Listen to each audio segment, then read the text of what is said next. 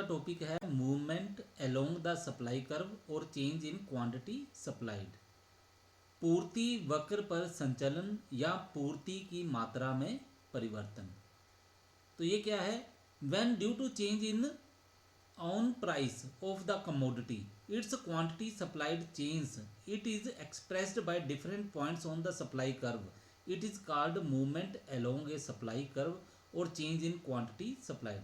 तो क्या कह रहे हैं ये कि जब किसी वस्तु की अपनी ही कीमत में परिवर्तन हो जाने के कारण इसकी पूर्ति की गई मात्रा में जो परिवर्तन हो और उसको पूर्ति वक्र में अलग अलग बिंदुओं में प्रदर्शित किया जाए तो इसे हम कहते हैं movement along a supply curve या फिर चेंज इन क्वांटिटी सप्लाइड।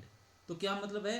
जब वस्तु की अपनी कीमत में परिवर्तन के फलस्वरूप इसकी पूर्ति की मात्रा में परिवर्तन होता है तथा इसे वक्र के विभिन्न बिंदुओं पर व्यक्त किया जाता है तो इसे हम पूर्ति वक्र पर संचलन या पूर्ति की मात्रा में परिवर्तन कहते हैं।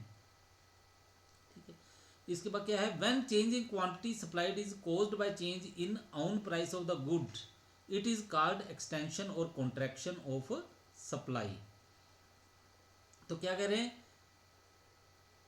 यदि वस्तु की अपनी कीमत में वृद्धि के फलस्वरूप पूर्ति की मात्रा में वृद्धि या फिर कमी हो तो इसको हम बोलते हैं एक्सटेंशन और कॉन्ट्रैक्शन ऑफ सप्लाई, यानी कि पूर्ति का विस्तार या फिर पूर्ति का संकुचन।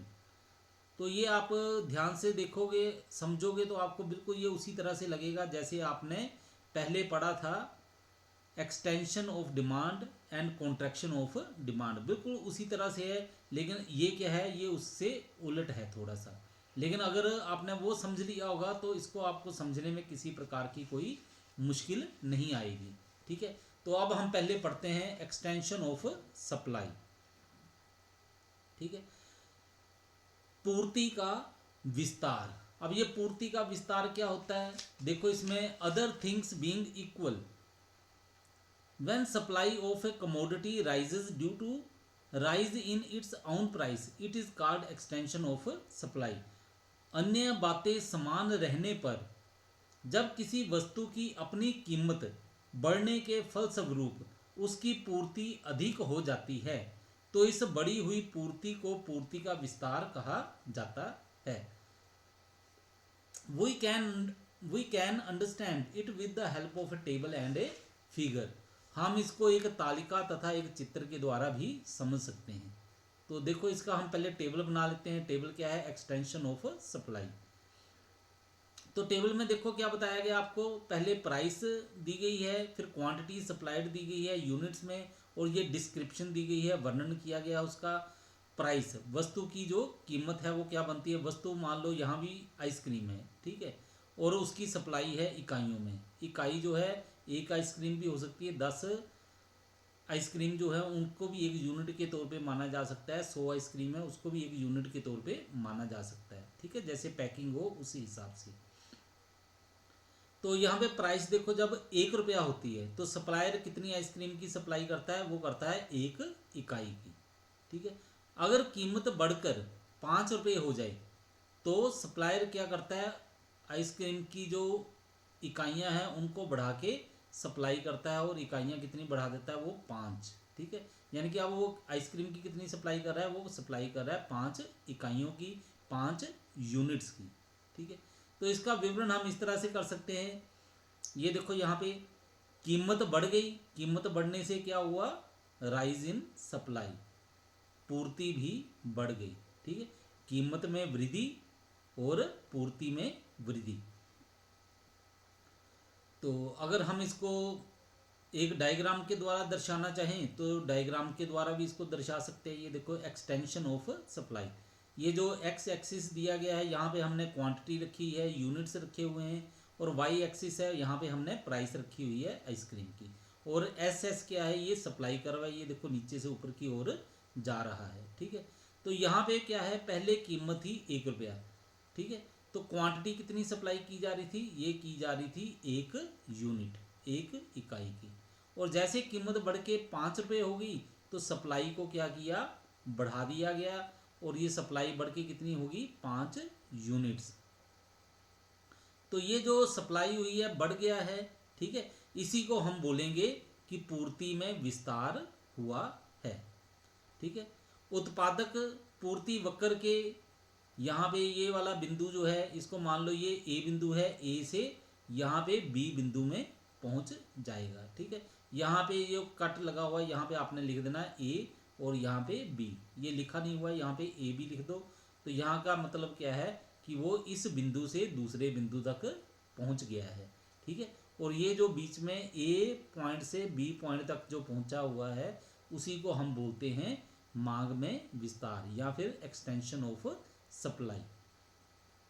इसके बाद नेक्स्ट पार्ट है हमारे पास, वो है कॉन्ट्रैक्शन ऑफ सप्लाई, पूर्ति का संकुचन, ठीक है। ये क्या होता है, other things being equal when supply of a commodity falls due to fall in its own price, it is called contraction of supply. क्या कहते हैं कि अन्य बातें समान रहने पर यदि किसी वस्तु की पूर्ति कम हो जाए, ठीक है, किसके कारण, सिर्फ अपनी कीमत, उस वस्तु की अपनी कीमत कम हो जाने के कारण, तो इसको हम बोलते हैं कॉन्ट्रैक्शन ऑफ सप्लाई, यानी कि पूर्ति का संकुचन। We can understand with the help of a table and a figure, ठीक है, we can understand it with the help of a table and a figure. तो इसे हम एक टेबल के द्वारा, सारणी के द्वारा और एक चित्र के द्वारा भी समझ सकते हैं। तो ये देखो कॉन्ट्रैक्शन ऑफ सप्लाई क्या है, ये जो एक्सटेंशन ऑफ सप्लाई था बिल्कुल उसके उलट है, ठीक है। तो यहाँ पे देखो कॉन्ट्रैक्शन ऑफ सप्लाई में क्या हुआ है, ये देखो पहले कीमत कितनी थी, 5 रुपये, ठीक है, उस वस्तु की या आइसक्रीम की। तो उस समय सप्लाई कितनी की जा रही थी, 5 इकाइयों की। और जब कीमत कम होके 1 रुपया हो गई, ठीक है, तो फिर क्या हुआ, उसकी सप्लाई भी जो है वो 1 इकाई हो गई। तो वर्णन देखो इसका, डिस्क्रिप्शन में क्या किया है, फॉल इन प्राइस, ठीक है, कीमत में कमी। कीमत में कमी होने से क्या हो गया, ये देखो नीचे की तरफ आरो जा रही है, फॉल इन सप्लाई, पूर्ति की मात्रा का संकुचन। तो इसे हम एक डायग्राम के द्वारा भी दर्शा लेते हैं। ये देखो एक्स एक्सिस के ऊपर क्या है, क्वांटिटी दी है, यूनिट्स दिए हुए हैं, और वाई एक्सिस के ऊपर प्राइस दी गई है उस वस्तु की या आइसक्रीम की। तो इसमें क्या है, ये देखो एरो नीचे की तरफ जा रहा है, इसका मतलब क्या है, पहले जो कीमत थी वो थी 5 रुपये, ठीक है, और सप्लाई की जा रही थी 5 यूनिट्स की। फिर क्या हुआ, कीमत कम होके 1 रुपया हो गई, सप्लाई कितनी की जाने लगी आइसक्रीम की या उस वस्तु की, 1 इकाई, ठीक है। तो क्या हुआ, कीमत कम होने से सप्लाई जो है इतनी कम हो गई, यानी कि 5 से वो कितने पे पहुंच गई, 1 के ऊपर। और ये वाला जो गैप है इसको हम क्या बोलते हैं, इसी को हम बोलेंगे पूर्ति का संकुचन, ठीक है। वस्तु की जो सप्लाई थी वो कम हो गई है, ठीक है। यहाँ पे हमने ए बी पॉइंट नहीं लिखा है, तो यहाँ पे आप उलट करके इस तरह से लिख सकते हो, यहाँ पे ए लिख सकते हो, यहाँ पे बी लिख सकते हो, या यहाँ पे ए लिख दो, यहाँ पे बी लिख दो। पर यहाँ पे क्या होगा, यहाँ पे अगर आपने ऊपर ए लिखा है, नीचे बी लिखा है, तो इसका मतलब क्या है, ए से लेके बी तक जो मात्रा जो है पूर्ति की कम हुई है उसको हम बोलेंगे पूर्ति का संकुचन या कॉन्ट्रैक्शन ऑफ सप्लाई, जो ऊपर से नीचे की तरफ जो आया है, ठीक है। तो समझ गए होंगे आप एक्सटेंशन ऑफ सप्लाई और कॉन्ट्रैक्शन ऑफ सप्लाई।